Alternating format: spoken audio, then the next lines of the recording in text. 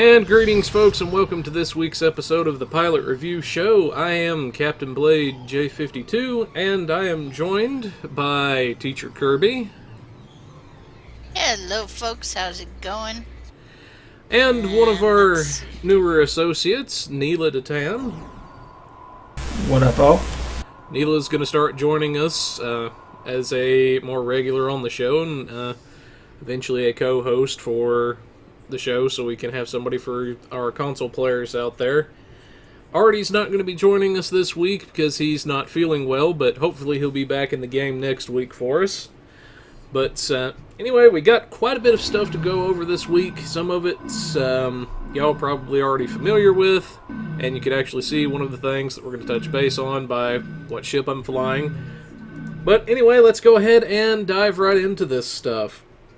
We have our Black Friday sales going on, such as you get some extra bonus in. It's 25%, I believe, on some of them. It's got the tiered bonuses in our article here. And that's going to be running until 11/28, so I believe that is Monday. So definitely something you guys want to check out. So on top of any Zen bonuses, such as for the $50 option, on top of the 300, you're going to get quite a bit more stuff. They also have some tiered rewards. If you spend enough money during the promotion, you'll earn reward points based on how much Zen you actually charge, and you can claim that for various things such as R&D packs, even a Hololita. So quite a bit of good stuff there. Yes, and I hear the claiming does not actually happen in-game. You have to go to a separate website to claim that? Yes, that is correct. There's a separate thing you have to go to, and you have to be signed into your account whenever you go to the website, or it's not going to show up. So you sign in, and it'll show you how many points you've got, what tier rewards you could claim, and so on. And I do want to mention one thing, because I did get this question asked, is if you do not want to, you don't have to claim the higher tier rewards. So just because you have a, let's say, a tier 3 reward available, as one example, you don't have to claim that. Instead, you could claim, say, a tier 2 and a tier 1. It all depends on how many points you have. Interesting. So, quite a bit of good stuff there. And then, I think they have... Is this the same article that I pulled up? Yeah, this one's just for STO. Trying to get my articles sorted out for you folks. Yeah, so quite a few of the games are actually having this going on. No, Neverwinter, it shows some of the rewards they have there. And then some of the stuff we can get on Star Trek Online, as well as Livestock, PWI, Forsaken World. So pretty much all of the Ark and Perfect World games, definitely worth checking out, especially with everything going on. And there will be, they're calling it Black Friday, but there will be a Cyber Monday sale, November 28th, 9 a.m. through November 29th for STO players as well, and that's going to have similar that's going to have similar parameters, and all of the articles on this are listed in our notes, which will be available, of course, as they usually are. And here's the actual thing for the charge rewards that we were talking about a second ago. We had that in the notes, thankfully. Okay, what you can see here, folks, is this lists the rewards that you can get. If you've charged 1,000 Zen, you get one R&D pack and an orange tabby cat for your character. Then the tier 2 reward, if you charge the 2,000 Zen, is a Fed/KDF duty officer pack and either a Federation Paranine fighter or a KDF Todulj fighter. Can be claimed once, and it'll apply to whatever faction you claim it on. Then the tier 3 is the 3 R&D packs and the Hololita. I know a lot of people are actually pretty glad to see that. If you've never had a chance to get your Hololita, now is a good chance to do so. Then we have, for the tier 4, the T5 Regent class assault cruiser. unlocks for your account. So the good thing is, you don't have to use your Zen to buy the ship. All you have to do is buy the 10,000 Zen. You get a T5 ship that unlocks for every character on your account. And yeah. And it should be made note of. The Hollow Lita Bridge Officer, they did correct this in the Black Friday stuff, unlocks for every single toon on your account. So you're getting some pretty good stuff here. Then the Yes, you are. 20,000 Zen is the Tier 6 Hestia Advanced Escort. So that's pretty good. You get 20,000 Zen to spend, and you get a ship out of it for free. So, And that does have a nice tier 6 ability on it, even if you don't want the ship. The nice ability on it called numerical superiority is that basically your damage, you get a damage bonus based on how many people in your party are targeting your target. So it's a nice little bonus there. absolutely. Now, kind of seeing things from my perspective a little bit as far as reward points and everything. I've already spent a lot of my reward points that I had, so you can see I have about 700 left. It's got a little clock countdown at the time of us actually filming this. There's a couple of days left as far as when you can earn the reward points, and then you can actually spend the points. So you've got a little while to spend the points. You don't have to spend them right away. You've got a little over 2 weeks at the time of filming this to actually spend them, decide what you want to do with them. So, quite a bit of good stuff there, and you can kind of see everything there. But I definitely advise you guys, if you're wanting to get your Hollow Lita at the very least, because I know that's a popular thing, now is your chance to do so. Because I'm honestly not sure when or if something this good is going to come around again. But anyway, we can move right along, and we have some notes for our consoles.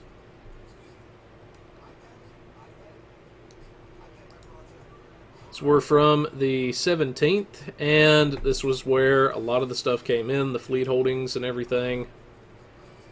So, not only that, but resolved a few issues, as well as some UI updates and everything. But since we're on our console notes and everything, Neela, good sir, how's things going in the console world, and anything out of these notes stand out to you? Not anything standing out from the notes, but more of the fact from the duty officer system. On console they added a nice little feature where if one mission needs, like, I don't know, 20 medical supplies, it will, and you hit start task, it'll pop up saying, do you want to buy these 20 things without having to go back into the replicator. Oh. That is a nice little thing to have. That is a nice feature. That is a nice feature. I hope they bring that to PC. Hint, hint. Hey, that's something I'm not going to complain about. That actually might give me some incentive to consider playing with the duty officer system a bit more. Yeah, But, I can definitely see that. You can see quite an extensive list of notes that they have for our console players and everything. And then I do see one that's kind of interesting. Is corrected an issue that caused the emergency weapon cycle Starship trait tooltip to report the incorrect amount of weapon power cost reduction. So that's something there. Ooh. Yeah. And here's one that you'll get a kick out of, Kirby. Resolved an issue which was causing Plasmonic Leech's power instant stacking to stack indefinitely. Oh. Yeah, that would have been fun. That would have been very, very fun. Yep. How did I miss that note? Another thing I did notice was the camera updates, where you can finally set what zoom you want, and it won't reset every time. And it's persistent, yeah. Yep. That's a godsend for me. That's one of the reasons I have to admit why I hadn't played my character as much. Because that it just got annoying. It got me killed several times trying to fix it, and yeah. So, quite a bit of notes for... And it never got me killed, just because I was able to do it right before combat. I would always forget, and that'd be my problem, where I'd come out of combat, and then there's 3 or 4 dudes, and me trying to mess with the camera, and what do? Yeah, quite a bit of stuff for our console players and everything. We'll have this in the show notes for you guys. But, moving right along a little bit, we have our science bundle for our Nebula.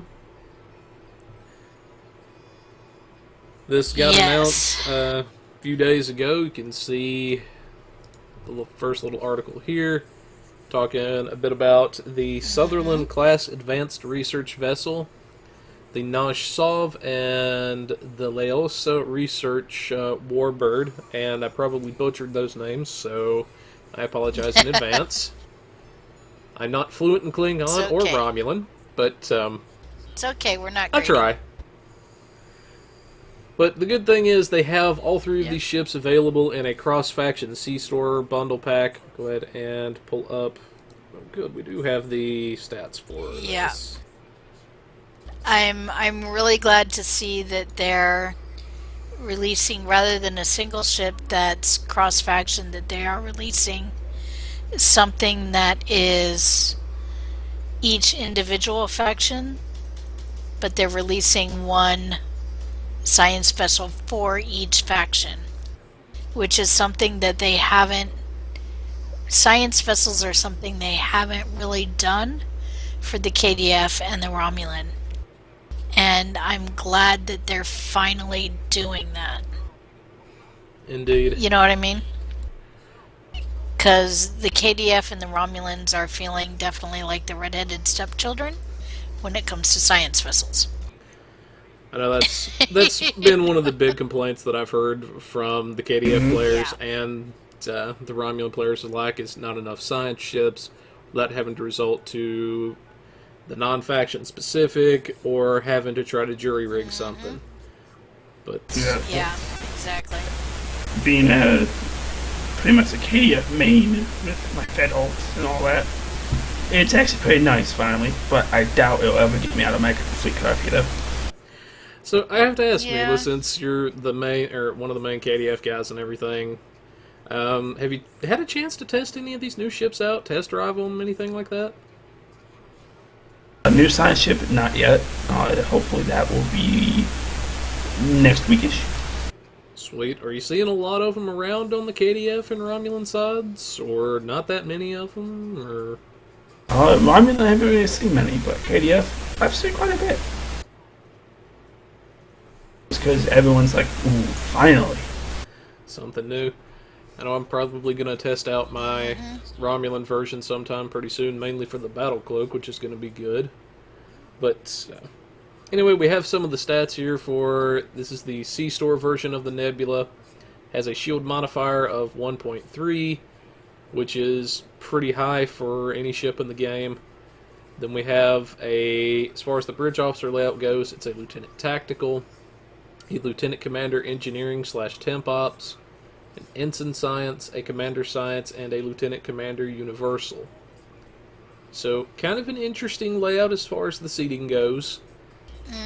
Definitely no shortage of science abilities. If you wanted to, you could potentially have 7 of them on the ship. Go ahead, Kirby. Yeah. Well, I was going to say, it's not surprising. You know, most science ships are low in tactical. Lieutenant Commander Engineering Temporal Op, which means recursive sharing 3 is not an option for this ship. The most you get is recursive sharing 1, if you were going to go with that. So it kind of limits in that way. Commander Science, you could use the Lieutenant Commander Universal as a science if you wanted to go balls to the wall. Or you could use it if you wanted to go a little more tactical heavy. You could use it as attack. Personally, I would probably go with the science for the Lieutenant Commander Universal. But yeah, I mean, this could be a really fun build with some options. I kind of went tactical with mine because Yeah. for me, of course, I prefer to, have more tankier side of things with my ships. And I could have ran with just a tactical team in a fall too, but for me, that just seemed limited, I guess. But Yeah. for me, at the cost of giving up emergency power to weapons for recursive shearing, so far it's come down to, in my case, is the trade-off going to be worth it? And so far, I like to think it has. Obviously, not having the emergency power does suck, but it's something I'm going to have to experiment with. But as far as the console layout, it's 2 tactical, 3 engineering, and 5 science. And then a base turn rate of 10 degrees a second. You have inertia 45. And then it got the science vessel mastery package, which isn't really surprising. Which is plus exotic damage, some shield HP, some healing, and the shield regen hardness. And Now I am oh, go ahead. I am curious. There's a fleet version of this, yes? Yes, there is. In fact, that's the one I'm actually flying at the moment. What console does it gain? It actually gains a 4th engineering slot. So if somebody's Interesting.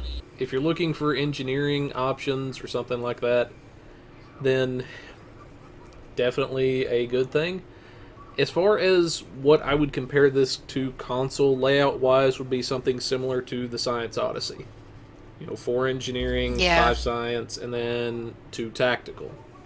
As far as the mastery package goes, if anybody's curious about the values that it gives and keep in mind, I've not actually unlocked the mastery on the fleet ship yet. I do have the trait, but it's 15% exotic damage bonus for the first mastery, then 10% shield hit points, then 10% shield and hull healing abilities as a boost there, and then a little bit of shield regeneration, and it reduces damage to shields by 5%. So that's a pretty good thing that you have there.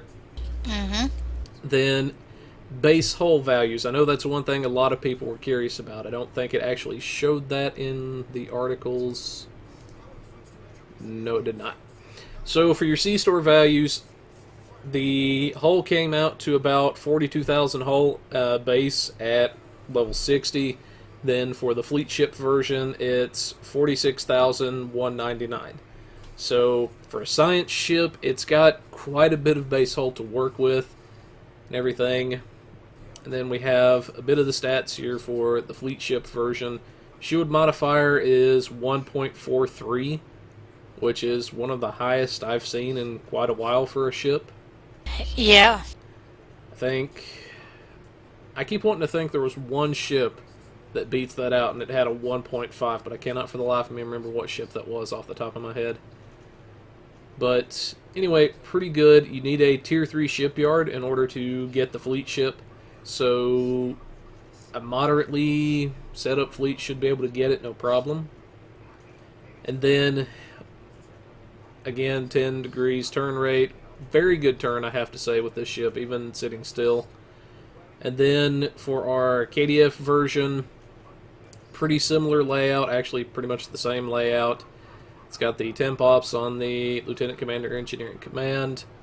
And this one actually has a 10.5 degree turn per second, so a little tiny bit faster than the Nebula shield modifier of 1.275, so slightly less. I guess that's to make up for the turn being a little bit faster. Then for the fleet version, most likely. this one also gets an engineering, gets a 1.4025 shield modifier. Good lord, that's going to make my head hurt trying to calculate that stuff. This one is a little bit more interesting. A lot of people have been saying they enjoy the Romulan one, at least the people that I've talked to. Now, of the science ships, this one has the lowest hull strength modifier of 0.95. Then the layout on this one, again, is the same, pretty much the same on all of them. Has 11 degrees turn per second base turn, so it is faster than the other two as far as its turn rate goes. Then, as far as singularity abilities, it's 40 base power for all subsystems, and pretty much the standard 5 that you're used to. And actually does look pretty nice, I think. The modifiers, as far as hull strength go for the fleet version, pretty similar to the KDF. So I'll let you guys check that out in the notes later on. But, one of the things to note for survivability here in the Romulan ship, it is a warbird, so it can slot what's come to be known as the Valdor console, which gives you a lot of healing based on your outgoing damage, shield healing based on your outgoing damage.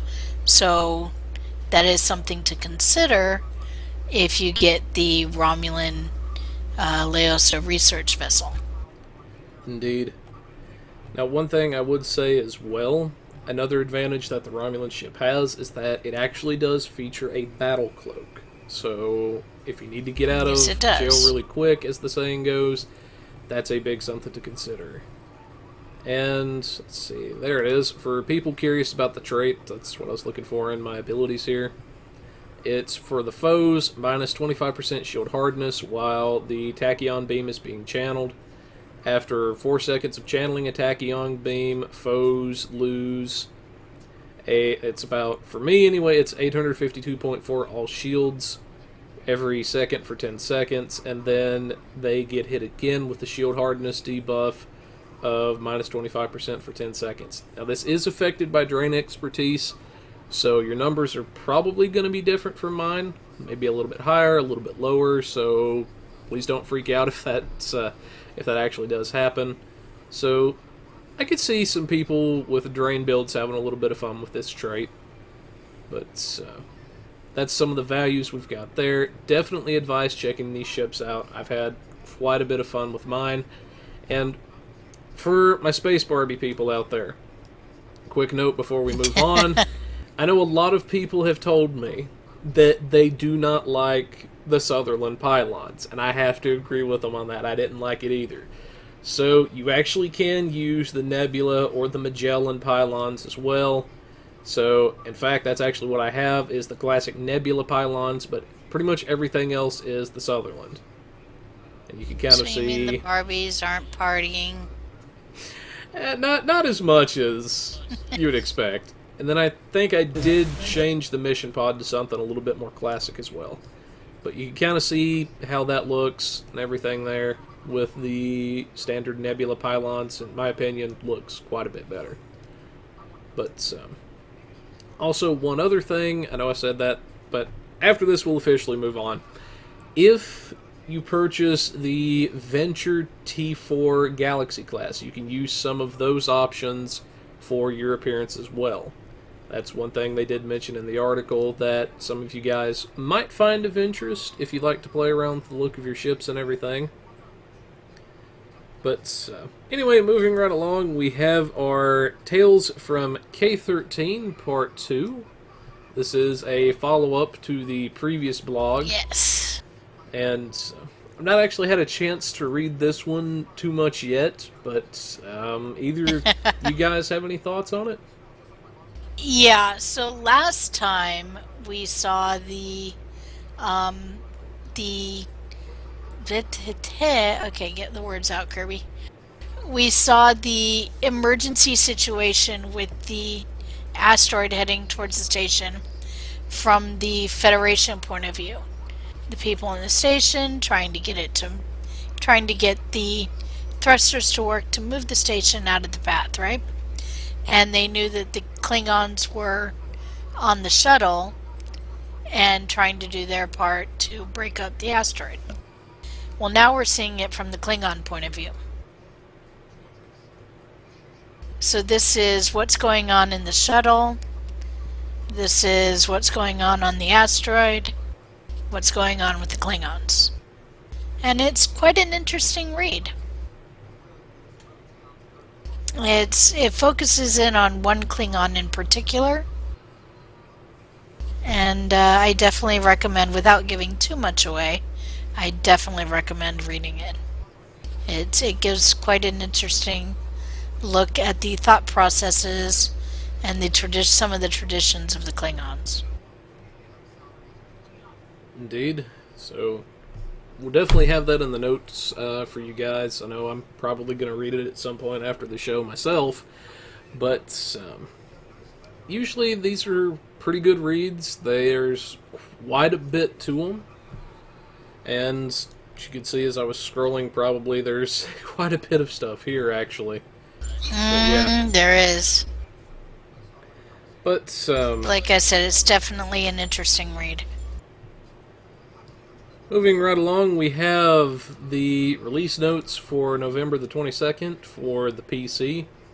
Not very much as far as patch notes. Pretty much what you see there is what we have. But the Nebula class model has been updated to be more accurate to canon. Then additionally, we have added the sensor pod and stanchion from the Nebula class USS Phoenix as a free part to all versions of the Nebula. Players will need to discharge and reclaim this ship from the sea store in order to see this change. So, pretty decent stuff there. And then one issue with the Xenotech consoles, where the cooldown reduction was not being applied to some pilot or intel powers, got fixed. They moved Echoes of Light to the Future Proof tab, and we have a crafting weekend that's been going on from, well, a crafting and upgrade weekend at the same time, from 11/24 to 11/28. So if you're looking to farm R&D, if you're looking to get some stuff upgraded, now's the time to do so. And just to note, the Echoes of Light is actually not in the Future Proof. Really? It's in a separate section called New Frontiers. I think that might have been a typo in the notes. Yeah, I'm actually going to consider that a typo. Yeah. So, yeah. Yeah, So, because they often will cut and paste from old things, and yeah, so that was a cut and paste fail. So, yeah. So we're going to consider that a typo, folks, so just keep that in mind. It's still there. You can still access the mission. It's just in a different tab than what this called suggested. New Frontiers. But anyway, not a lot to the notes this week and everything. The Foundry's still offline for a while. I know that's been frustrating some people, but please try to keep in mind the lighting was a major update, and they're having to redo pretty much every single map, go through every little thing, making sure it's good, and it will come back, folks. Something as popular as the Foundry, they're not going to leave offline forever. But it's going to take time, and it will come back. That much I can pretty much assure you guys. But the one thing that sticks out to me on these crafting notes, they've actually done a surprising thing. They doubled down on the weekends for the PC players. So not only do we have a crafting weekend, which gives us extra boxes when we open our crafting map boxes, and gives us a little bit of extra dilithium when we go and scan a node and all of that. But we also have an upgrade weekend. And these are both going at the same time, folks. They're both rolling together. Absolutely. Okay? Yes. So, and these are from this last Thursday, the 24th, until the 28th. So if you have any upgrades you need to do, now's a great time to do them. If you want to get out there and get your crafting mats, or if you've been saving boxes to open during a crafting weekend, now's the time to do that as well. I would also add one other thing to that as well, with the Yes. Zen bonuses going on and everything. If you're somebody that's looking to kickstart, maybe you wanted to buy a little dilithium through the Zen and everything, since you're getting a bonus with all this stacking on top of each other, now's one of the best times to get upgrades going, get that ship you've been wanting to get, whatever it is, now's when you want to do it. Yes, definitely. And we believe we have our... And if you don't, you'll be kicking yourself later for not doing it. I know we touched... And these are all for consoles. Indeed. And then I know we touched base on this a little bit ago with some of the sales and everything, but I'll show this just for the PS4 players as well, since they did kind of get their own article on it. You can see some of the different packs and everything, how everything goes over there. Some of the different stuff you get, but not really a lot on that. Then we have the Federation Tier 6 command ships. Go ahead and pull this up if my Google Chrome will cooperate. Anyway, you can see some of the different battle cruisers you've got, the base hull strength. As far as the Federation versions of the ships, I actually do own the Presidio on PC, and for me, it's a great little ship. I definitely advise you guys to consider the command ships. They're, in my opinion, some of the best in game. At least for what I like to do anyway. But kind of see some of the different stuff that they do. Now, one thing I would point out, it does mention a 4-piece at the moment. In order to complete the 4-piece console set, you will need the Kobali Samsar Cruiser in order to do that. At the moment, console players are not able to get the Kobali Samsar because that was part of an event that was out a few years back on PC. I do know that they're trying to work on a solution so that you guys will have a shot at actually getting that. As far as to exactly how they're going to implement it, what they're going to do, there's not really been much said. What has been said is purely speculation. So, as far as to how they do it, we don't know, but we'll definitely be sure to let you guys know as soon as we hear it. But since we're on the command ships and everything, any thoughts about those coming to console, Neela?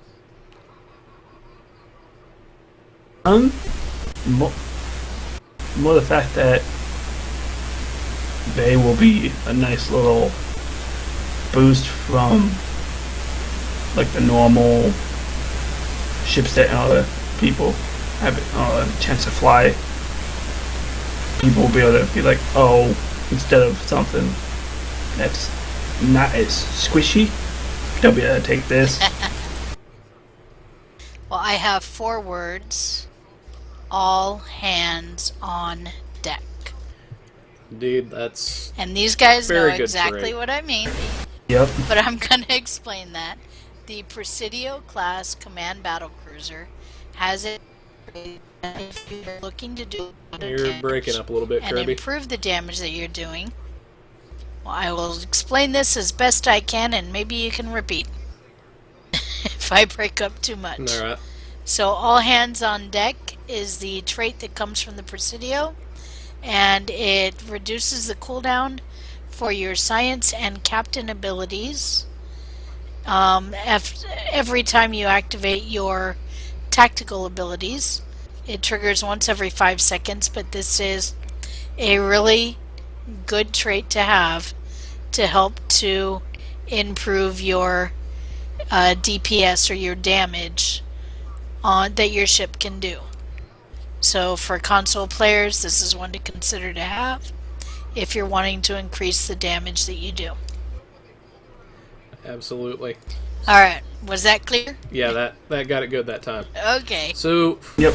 for those Alright. people that are actually wanting to see it, I actually do have the trait slotted on my ship at the moment. You can see the exact values it gives. It's 10% recharge time on science bridge officer powers, and 5% recharge on captain abilities, and that can occur once every 5 seconds. So it is possible that some of these abilities that have upwards of a 1 minute, 2 minute cooldown, you can actually get them to work a heck of a lot quicker than you would otherwise normally without this trait. Definitely something you're going to want to consider picking up if you're somebody that's just looking for traits And even then, they're very great ships. Yes, and remember, even if you're not using the ship, you can still use the trait. Indeed. Now, I know some people will probably be curious about the Kobali Samsar, so I figure I'll show the console a little bit right quick. But for those people that on console haven't seen the Samsar, you've not had a chance to fly it yet, basically this is what the regenerative integrity field console will look like. It's a 26.8 or 26.6% hull healing boost. So that's a pretty significant gain on your hull healing just by having this slotted. Then when you actually activate the console, it's on a 2-minute cooldown, and it gives you a very, very sizable heal at the same time. It's pretty much an oh crap, I'm about to die button. Gives at least 14,245 hit points, and then that will actually increase in effectiveness as your hull dips. And you receive 100% of your directed energy damage as healing for 20 seconds, and that can trigger up to 10 times per second. So not only does it give you a big chunk of your health back, it allows you to regenerate potentially even more of that for as long as the effect will last. So a very, very powerful console to have as far as tanking goes. And then, very briefly, I'll show the warp core to you guys as well. I think I've got one. Yep, here we go. And then ignore the Solanae thing that I've got there. It's trying to compare them. But basically, for a Kobali field stabilizing warp core, it gives a bit of a bonus to shield power and adds a little bit of shield power to aux power as the bonus. And then it cuts your slipstream cooldown in half, so that's a good thing. Then you have the Kobali shield capacitor. That's 7,730.8 shield regeneration to nearby allies, and it will affect your shields as well. And then it's a plus 15 shield power setting for 20 seconds. So I think the range on... Okay, it specifies 5 kilometers, so if your shields are dipping, if your ally shields are dipping, you can hit this capacitor, potentially recharge all the way to full, depending on what your normal shield rating is and how much you have, but even then, a very nice thing to have. So, like I say, I wanted to kind of show that off a little bit because it does go along with the command set and everything that you guys will eventually have access to. And the good thing about the Samsar is, assuming they follow the same idea that they did with PC, you'll be able to reclaim duplicates of the warp core and of the regenerative console just by going to your dilithium reclaim tab. So major stuff there. In my opinion, some of the strongest tanking items in game, but definitely worth checking out when you guys eventually do get access to it. Mm-hmm. And another one thing I just do mention for console. Okay. On the 1st of December, winter event will be starting. Now that will be a good way to get a nice little free ship for not a lot of work. Absolutely. So definitely check out the winter event for our console players, because the winter ships have always had something very interesting, at the very least. Even if it's not a console you would want to use, or a ship you might consider using for damage purposes or what have you, it's a very good ship to have, and it's free, so why not? And I'm kind of can't wait to see how the race and stuff actually feels on console. That's plus the I think winter it's event. gonna be a lot more fun. Sorry about that. Plus the winter event will have quite a few space Barbie and ground Barbie items. So come on, Barbie, let's go party. And there it is. And there it is. Yeah, You know you were waiting definitely for it. check that stuff out, folks. It'll be worth it. But other good thing with some of the sales and everything going on, our keyring bundle is back for those people that weren't here for it the first time.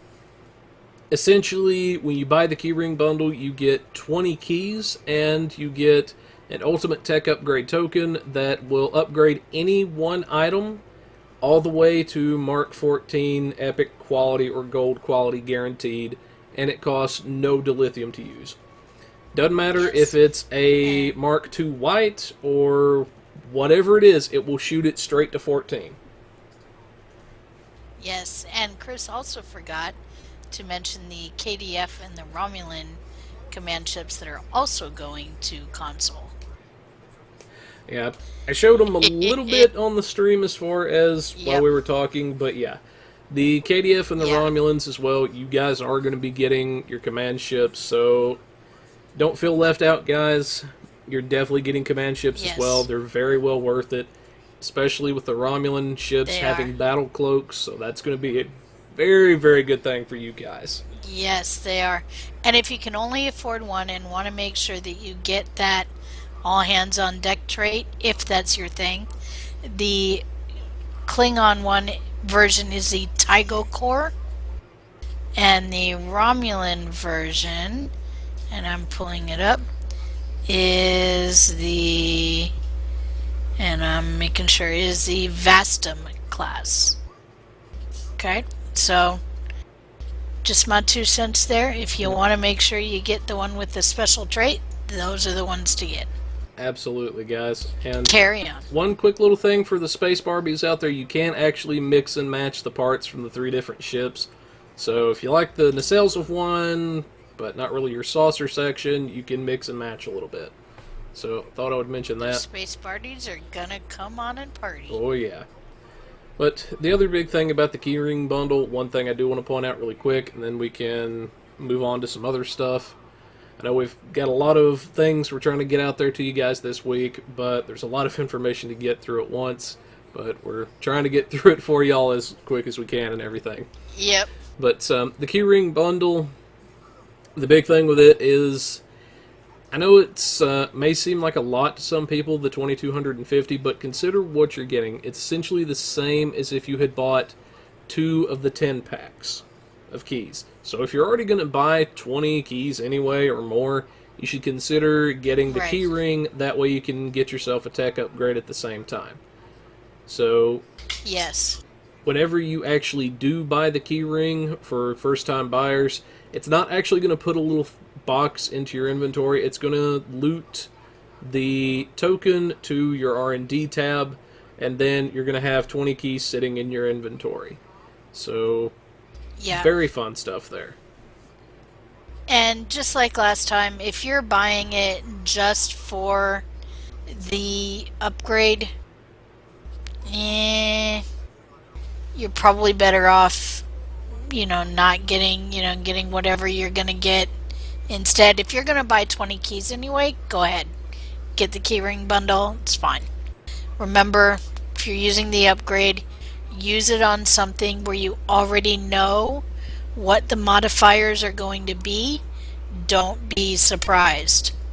I certainly don't recommend using it on something where you're going to be surprised what your modifiers are going to be. So if you have something at ultra rare that you know you want to take up to 14 epic, by all means use it. If you have something at white, I don't personally recommend using it. Exactly, folks. I mean, these are very, very powerful upgrades, and arguably the best in game, you could say, whenever they're around. They're not something you want to use lightly, obviously because of the cost associated with them, and because of the guaranteed going to epic. Now, you can use them on anything, but again, that's just our personal recommendations. I have to agree with Kirby on that. Make sure it's something you know for sure what you're going to get, or something that you absolutely feel comfortable with taking it to that level of upgrade. Like, I personally would say, go for a shield, go for a warp core, or perhaps maybe a spiral wave. Right, if it's a reputation item, you know what those mods are going to be. You know if you have a Mark 12 engine or warp core, you know it's going to get amp. You know it's going to get, I forget the next modifier offhand, but you know what it's going to get. Okay? So you can upgrade that, not a problem, save yourself the headache. But if you're looking at a Mark II purple, just came out of the crafting machine beam weapon, you don't know what that next modifier is going to be. You know what I mean? Indeed. So you could use that very powerful upgrade and end up with something you don't want. So, just my 2 cents there. Anyways, folks, like I say, that's just some of our advice that we could give regarding the bundle. But definitely check it out. If you're going to buy keys, definitely consider it.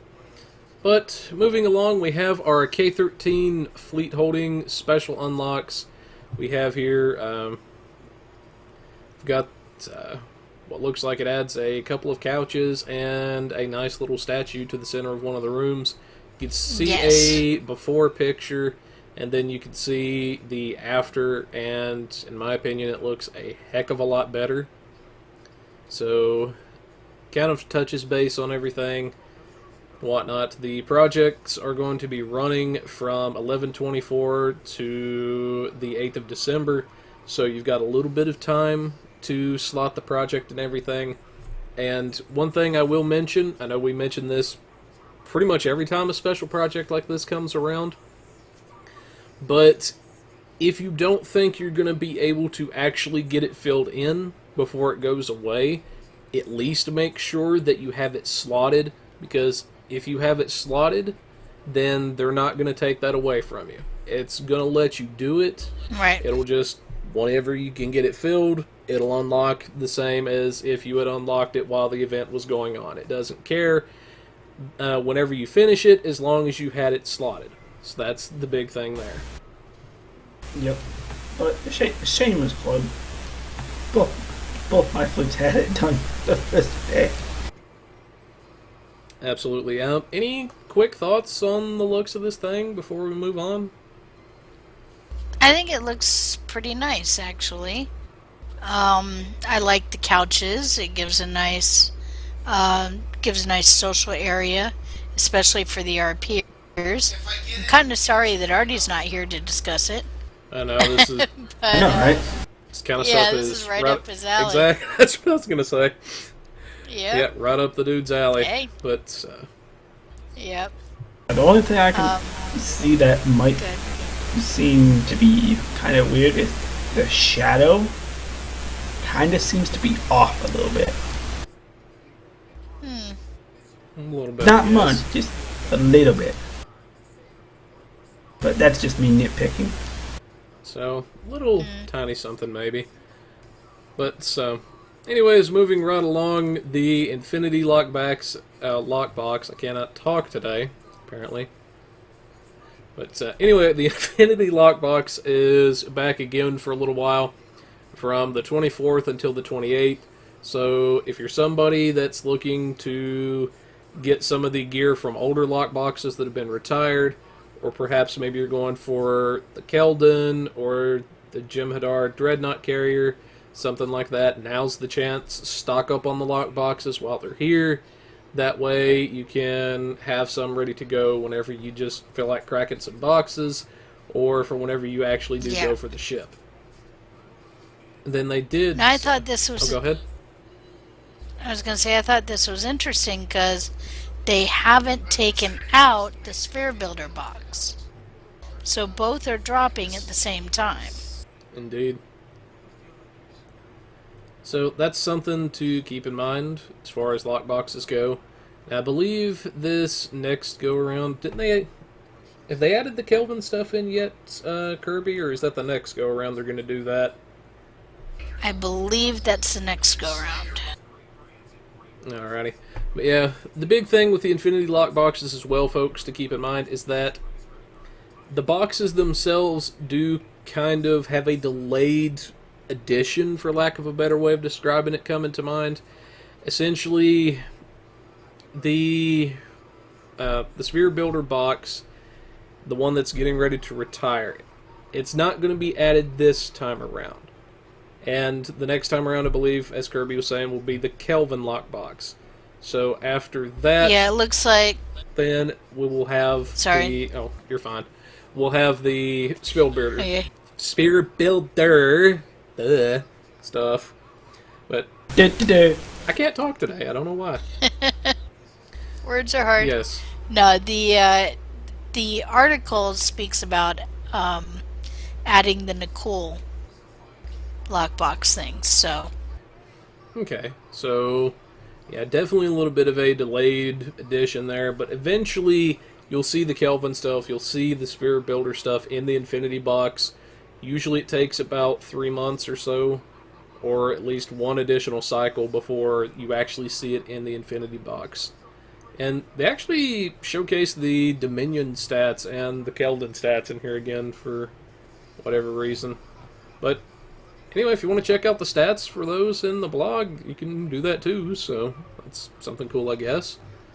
But, anyways, that's as far as some of the major news we've got going on this week. But, anyway, we've got a bit of a budget build this week. This is one I actually did for a guy in a group. He was using a T5U Odyssey Operations Cruiser.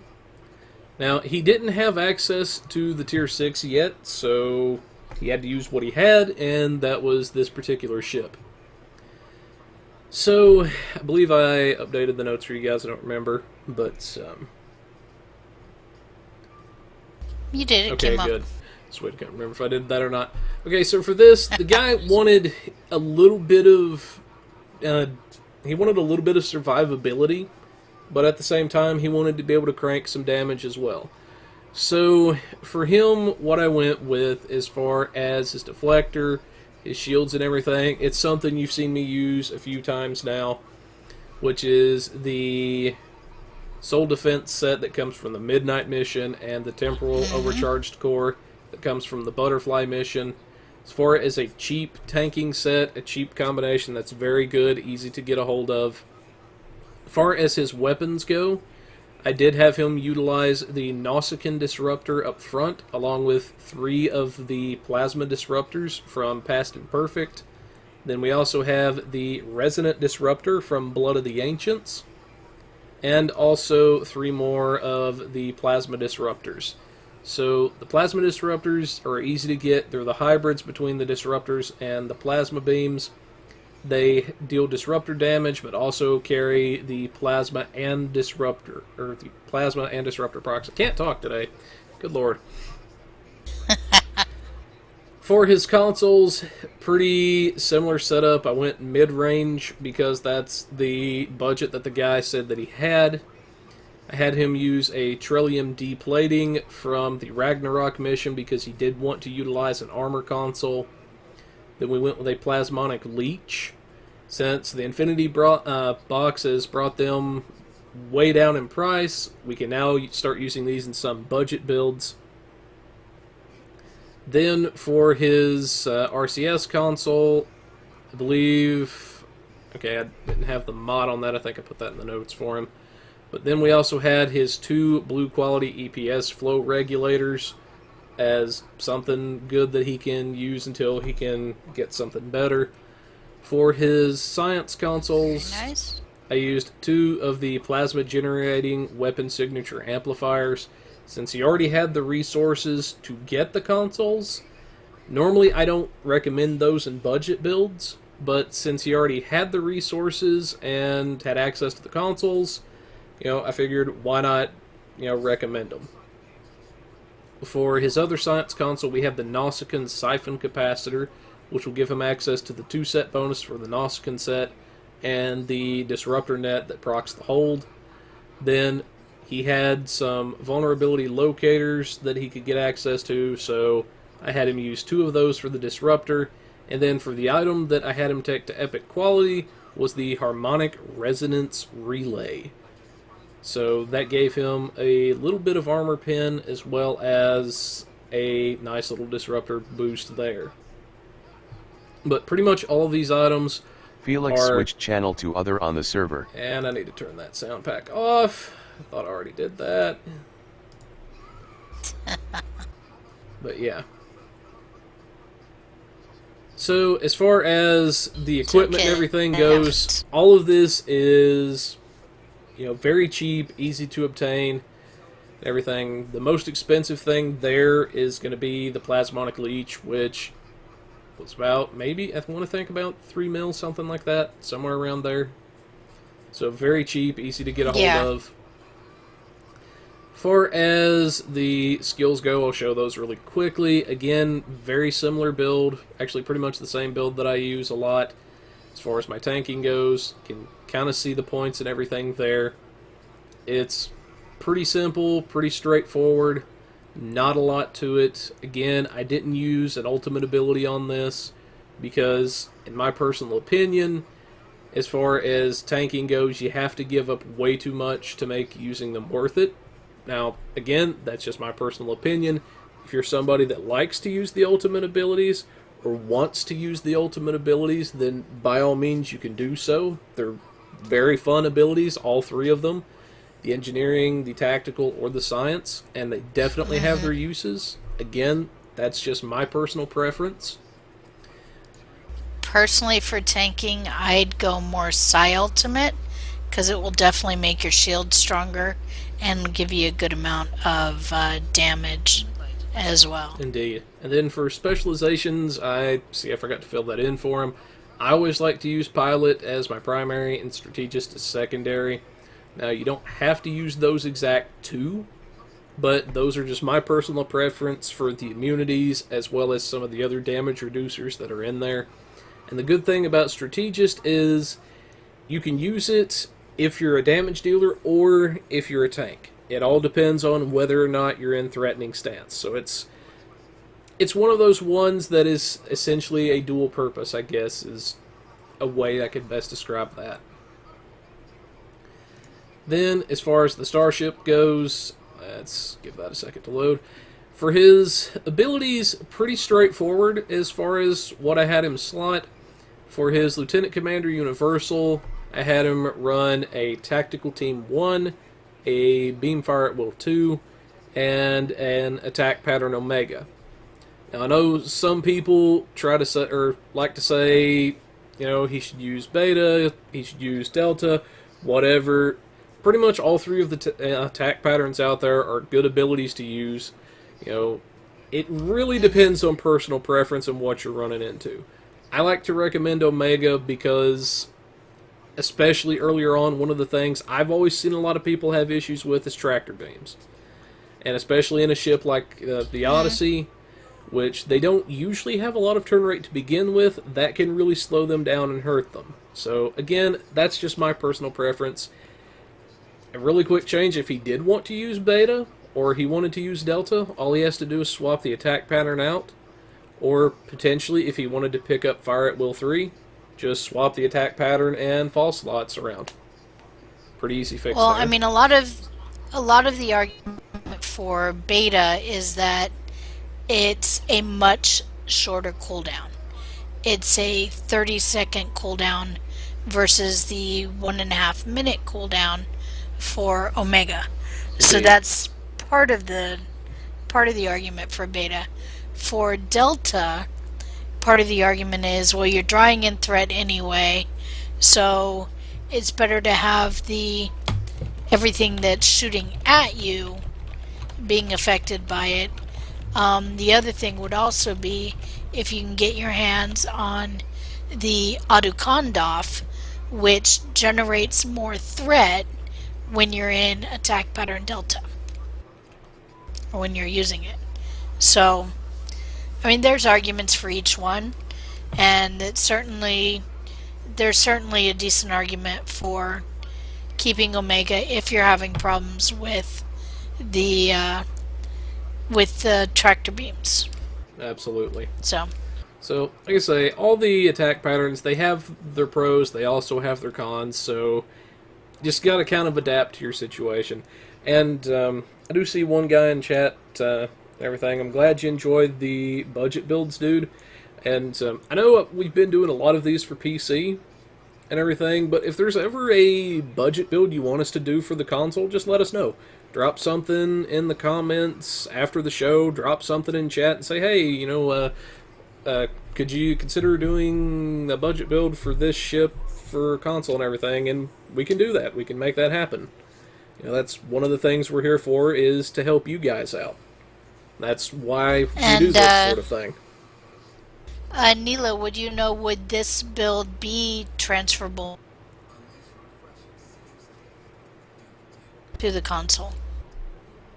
I think everything on the build should be transferable to console. What is that fourth engineering move though? That is the warp bubble ability. It comes from Delta Flight, I think, is where I got that one. Yeah. Yeah. All that should be available, except for maybe chemosite. The Trillium D plating and chemosite, I think, are the only things at the moment that you won't be able to get.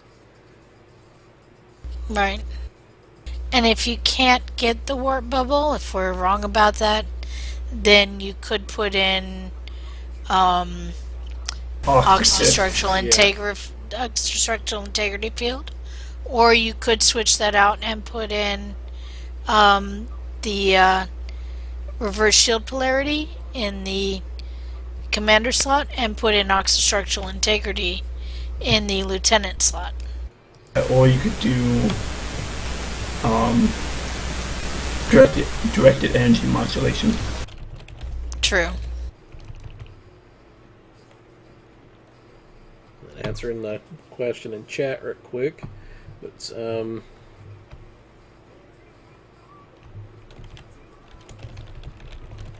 You don't have the duty officer. yeah, he already had some duty officers he wanted to use. I'm not really much of a DOF person, but I usually leave that to Kirby or Artie or Neela, those type of guys. Mainly because I suck when it comes to duty officers. I will freely admit that. I suck when it comes to that system. And which is kind of ironic because I can stand to do Admiralty. But, yeah, anyway.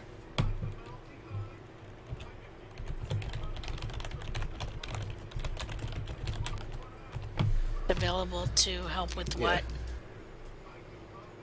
But I was just asking him, but if there's, like I say, if there's any console ships out there you guys want us to do, just let us know. I mean, we can do pretty much any ship out there. We can recommend something based off what the console has. I mean, that's why we've got Neela here. He's pretty much our console guy, can help us out. But yeah. Then, continuing on with the abilities for the Ensign Universal, I had him go with the Science, and pretty standard for the Psi ability, hazard emitters, heal over time, purges certain debuffs. Then for the Lieutenant Tactical, we did have the Chemosite 1 and a duplicate Fire at Will 2. The Chemosite was mainly to fill the thing there. There's not really a lot of Ensign tactical abilities out there without running a duplicate tactical team, which, I mean, we could do that, right? But, you know, go ahead. With everything, you can make it the cooldown like non-existent. Yeah. So you can with a couple con officers. If you don't have the con officers, if you don't have the con officer, then you can definitely put a second tactical team in there. The reason to get the tactical team down to global or down to the minimum cooldown is really because it does one great thing for defense. It automates the rerouting of your. But basically it says, okay, you're getting damage on this shield, we're going to send all your shield power to there. And you don't have to worry about it. That's the biggest thing with tactical team. So you want that up as much as you can have it up.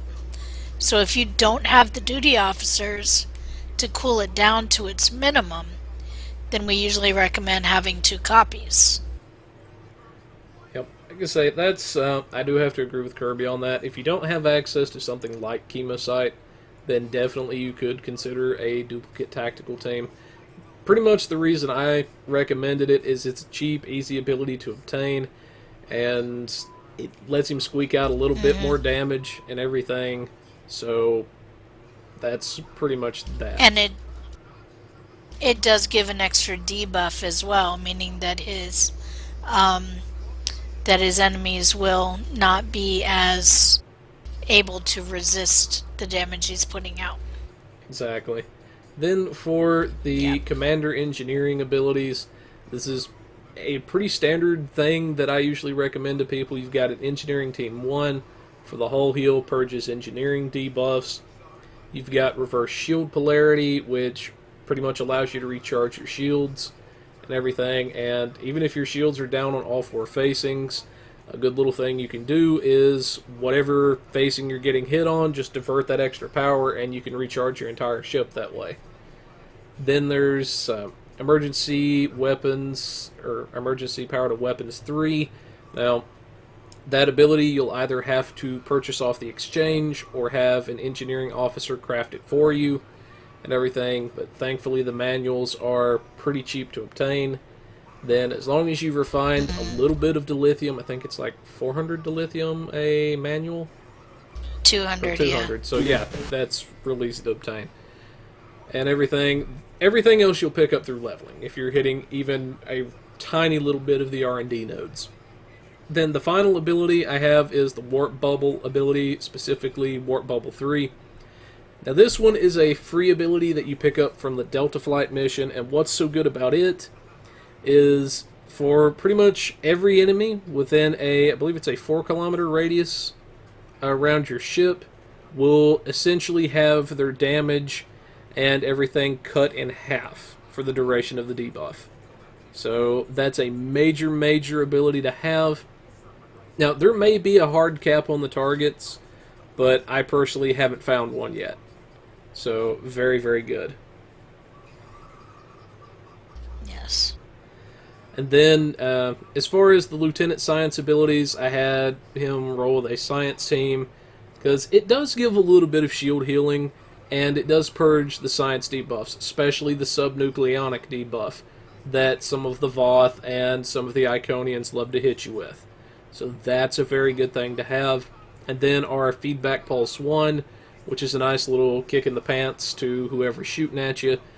They just think, oh, I'm going to shoot this guy. You hit your Feedback Pulse and they can kill themselves. So that's a fun little thing there. Which for a tank who's trying to draw a threat, definitely a good thing to have. Absolutely, because that's just going to give you even more damage, even more of a thing, especially since you're hitting them with their own damage. That's going to piss them off, and they're going to want you dead. Yes. And just a side note, Feedback Pulse is enhanced by exotic particle generators. So when you go to get those lovely consoles that increase your threat, you might want to consider getting the ones that do EPG to boost your Feedback Pulse a little bit. Indeed, that's a very, very good tip from the teacher there. Now, as far as the traits go, the one trait that did cost a nice little penny, which was about 20 million, is the Ablative Shell. Oof, Ablative Shell. Yeah. Now, because this is a mid-range budget, I always typically assume a maximum spending limit of around 30 million. The guy in this case had a budget of about 40 million that he could go with, so he had a little bit more wiggle room there, and I tailored it to him as much as I could. Then for the next thing, we have the Beam Barrage and the Give Your All traits from the Beam School and the Engineering Schools of Crafting. Now, I know these take a while to get. Some people have asked me why I recommend those traits in particular. The reason I recommend those is because I'm assuming that you're going to level 1, maybe 2 of the crafting schools as you're leveling your character, as you're working on them. And they're very good traits, they're free, and they do quite a bit of good. I know they've pulled me out of the fire quite a few times, actually. Yeah. And then we have Beam Training, which is free, 5% beam damage. Very good there. We have Elusive, which is a 15% defense value for free just by having it slotted. Don't have to do anything for it. Then we have the Imposing Presence, which is a little bit of outgoing hull healing and free 25% threat gen. We have as well the Operative for free crit chance and severity. Then we have the Point Blank Shot. This comes from the House Peg mission. Then we have the last-ditch effort, which this is the career-specific trait for tacticals. Now, I assumed in this instance, because he didn't really tell me what he was, I just assumed tactical, because that's what I'm used to putting together. If you're not a tactical officer, then all you have to do is swap the last-ditch effort out for whatever your career-specific trait is. And that's how you can adapt that. And then, I also assume as well, typically, that people have not unlocked the 5th slots for everything. So that's why you'll see with the space reputation, there's only 4 abilities selected. For starship traits, we have the improved pedal to the metal. That comes from the pilot tree. And you'll get that when you max it out. He also had the temporal ability, the improved temporal insight, so that's why I used that specific ability. Then he also had the emergency response. He did have access to the Kabali Samsar, so I had him use that. As far as other traits, again, he never really specified what he had, so I just used what I knew he had access to and pretty much went from there. The best defense, if I recall, is something you get from leveling. That is... So I would probably put that on as well. That is true. But, I don't know why I didn't think to slot that at the time. I must have been half-dead when I did this, but yeah. So definitely... Another option... Oh, go ahead. Go ahead. Another option would be command frequency, which would allow him to call his fleet support whenever he wants. It removes the low hull requirement. You have to level your command tree in order to unlock that. Indeed. And to answer a quick question I see in chat, are there any better consoles gained from R&D and those reputation ones? That, I would say, is... I know you may not like hearing this, and I hate saying it because I do say it a lot, that's pretty much... It's going to depend on your build and what you want to do. Because what might work for one build might not work for somebody else. Like, take me and Kirby, for example. We're two pretty much opposite ends of the spectrum on what we like to do. She's more of a damage-dealing person, and she blows me out of the water with science, and I'm more of a tank person. What she might necessarily find to be of use might not be that great for me, and vice versa. Right. So the best advice I could give on that is determining what's better is kind of sit down and think what you want to do with your ship. Are you looking for more pure damage? Are you looking for healing? Are you looking for survival? It really just kind of depends on what direction you want to go. But once you know that, then you can sit down with somebody and ask, say, I want to do this. What can you recommend? Absolutely. But anyway, moving right along finally with our space reputation, we have the precision for a free critical hit chance. We have the advanced targeting systems for free severity, so that's 4% critical hit and 16% severity just by having those slotted. Then we have the aux power offensive, which gives you a damage boost based on your aux power level. Then finally we have the energy refrequencer, which is a portion of your directed energy damage is also given to you in healing, so that's pretty good there. Yes. And eventually, when he unlocks the 5th slot, he could go for advanced engines if he's having turn rate issues, or perhaps even the armor penetration ability. It just kind of really depends on what he's wanting to do. And then active reputation, again, purely whatever you've got unlocked, personal preference. I used anti-time entanglement, the binaural shield, the deploy sensor interference platform, and then the tachyon cascade ability. So pretty much whatever you've got there. Definitely recommend anti-time and binaural shield if you can get them, because those things are lifesavers pretty much. And I usually prefer to slot the Romulan, the quantum singularity manipulation. Indeed. Because that combined with the anti-time entanglement, whoo! Absolutely. Deadly. And the good thing about quantum singularity manipulation that Kirby mentioned is it boosts not just that, but all of your science abilities for however long it's active. So that's a major combination. 8 seconds. So you could crack off a gravity 8 well, seconds. a feedback pulse, maybe. Yep. It's stuff. Let's just put it this way: stuff dies when you do Yeah. that. Oh, yeah. Anyway, that's pretty much what I've got for a budget build and everything. And you can get most, if not everything, here for free. There's only 1 or 2 things, like the trait, the leech, and then the RCS console that you actually have to buy. I think the Right. total cost, once everything was totaled up for this, was about, I want to think it was 23.5 mil, somewhere around there. So even then, he came in about So it's half a of his budget. mid-range, yeah. Yeah. Yeah, like I say, this is just one budget build that we have, and since we have been getting some requests in the chat, I mean, we'll do some console builds for you guys as well, modify them for you guys, and everything. So we don't want you guys to feel left out. We really don't. So we'll sit down and see what we can come up with for you guys, and everything, and go from there. But as far as the buggy corner goes, I guess I'm up again. A couple of real quick ones.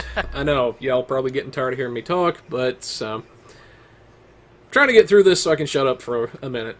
But a couple of my PS4 folks I see are having issues with it crashing when they try to load the space dock. So if you're having issues with that, then that's definitely one they're going to want to know about. Another issue a couple of my Space Barbie folks have reported to me, and actually saw myself. Whenever you're going to outfit your nebula, you're trying to customize it in some cases, or you're first picking it up. In this little window here where it shows the preview of your ship, it's actually not showing up for some people. But some. So what you're saying is the Space Barbie's parties are being blocked. Pretty much, yes. Essentially. But there is a quick little workaround. If you have a saved outfit already, all you have to do is load the saved outfit. It should apply over it, and then after that, it will let you view the ship as normal. So that is one little nitpicky thing that they have there. Then, as far as anything major game breaking, I've not really seen too much with these last patches and everything yet. But as always, what I'll tell you guys, if you see stuff, definitely do report it. I know I harp on that a lot, but it really does help a lot more than what you think. There's a couple of bugs, actually several that I've seen that I know I've reported, or I know one of the other bug hunters has reported and turned in, that actually have made it to game. And even 1 or 2 that TeacherKirby's reported to me have made a fix into the game. Mm-hmm. It actually does help a lot more than what you guys think. So when you go to report a bug, just say, hey, this is what's happening. This is what I'm doing. This is what's I'm doing whenever it happens. Try to be as detailed as you can with it. If you can get pictures. Plus, it's a fun. Oh, go ahead. I was gonna say, plus it's a fun game of how quickly we give Darkblade an aneurysm. See, this is the thing. It's a game with these people. If they can make me go insane, then they win, and they know that. And you people wonder why I'm so messed up, but yeah. Or if we could just make him rage quit for the day, we stone him. See what I mean? No respect around here.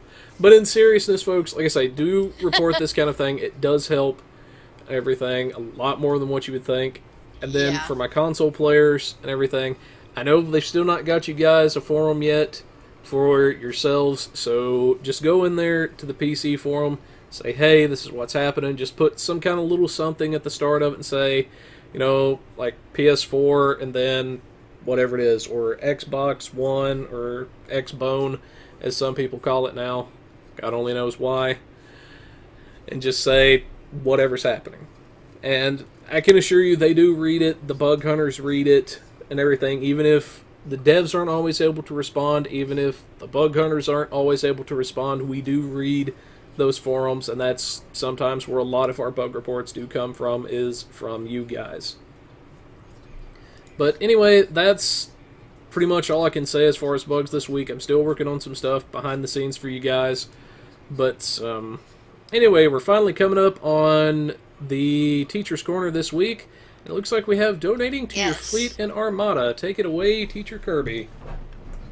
Yes, so first I want to give a shout out to KB310, who gave me the idea for this particular Teacher's Corner.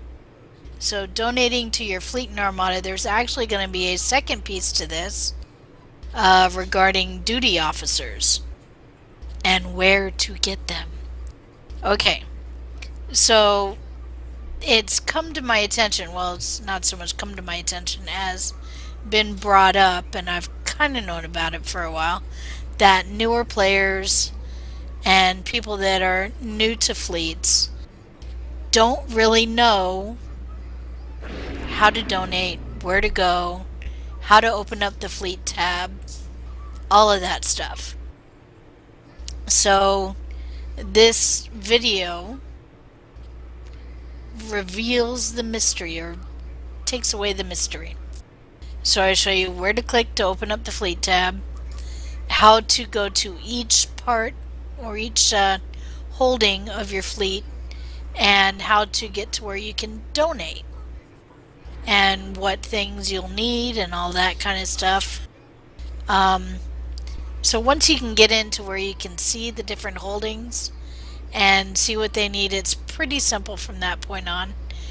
There's really not a lot of things, not a lot of diversity in what you need anymore. So it's pretty much fleet marks, dilithium, energy credits, and experience for the most part these days. Your fleet starbase may need a couple extra things, but that's pretty much about it. So once you can get into your fleet holdings, you can donate. And duty officers, that was the other thing. Hello, forgot duty officers. So the next installation, or the next video will be how to get duty officers to donate to your fleet. Alright, so any questions, any thoughts? Seems pretty good, and definitely give me a resource to point some people to whenever it's needed. So yes. Thank you for that. So teacher. I do have one thing. Okay. No problem. I do have one thing to add. So, Neela, I know you know how the PC, how getting into the fleet tab works for the PC. Does it work the same for consoles? Yes, no. What you have to do is hit your menu button, scroll down to missions, then scroll down to fleet holdings, and then you'll have all the fleet holdings. Ah, okay, so it's quite a bit different. Yeah, it's a little. It's not harder. It's more like, say you donate a bunch of stuff to Domain, and then you have enough for like the Spire. It's a little bit more backtracking to get on to the next one. Other than that, it's not that dissimilar. Right. But finding it is quite a bit different. Finding the actual fleet tab and all of that is very different. Okay. Interesting. Which, Chris, you have one of those pictures still? I think I've got them still. I'll pull up the one with the fleet. Question is, can I find them again?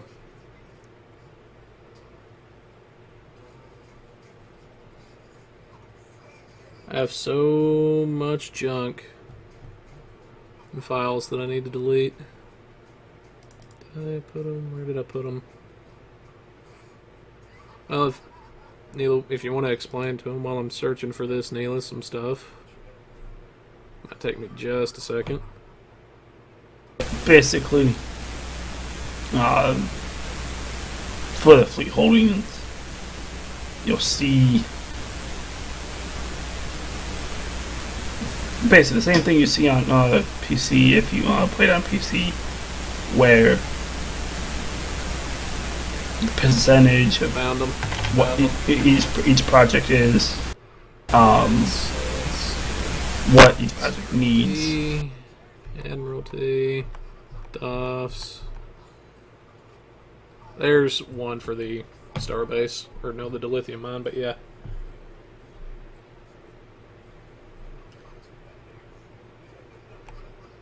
Okay. So yeah, you can kind of see. And then oh, go ahead. another thing for like donating expertise or deal, I'm hoping they get it to where it will be maxed out as far as it can go, and you can lower it down if you don't want to donate the max, or have a different way to slide it to donate however much you want, or get it to where instead you can type it in, like type in the number on, instead of having to just hold the joystick over until it's all the way filled. Is kind of annoying. I think the typing option in that case would probably be a little bit better, just me personally, but yeah, I see what you mean. Yeah. So, anyway, folks, that's pretty much our stuff as far as this goes. Took me a second to find the pictures, so my apologies for the delay And there. shameless plug. Yep, shameless plug. But, what are we going to do with you? But, anyways, folks, like I say, that's pretty much what we've got to go over this week. Normally, we would have the RP segment with Artie, but he wasn't feeling well this week, so he wasn't able to join us. But hopefully Artie will be back with us next week, and he'll be feeling better. So, anyways, folks, that's our show for this week. Hope you guys have enjoyed everything, found the information of some use. As always, as I said earlier, if you've got a budget build or something you want to see us go over, then please let us know in the comments, or drop something to one of us in a message or something. If there's something you want to see TeacherKirby go over, let her know. And Definitely. She doesn't care to make a video for you if you need her to and everything. But anyways, folks, hope you've enjoyed the show this week, had some fun, and hopefully Artie will be back with us next week. And definitely welcome to our newest cohort, Neela, who's going to be joining us more often now and everything. But for now, folks, and for this week, this is Pilot Review, and we are signing off. See you next week. Bye-bye.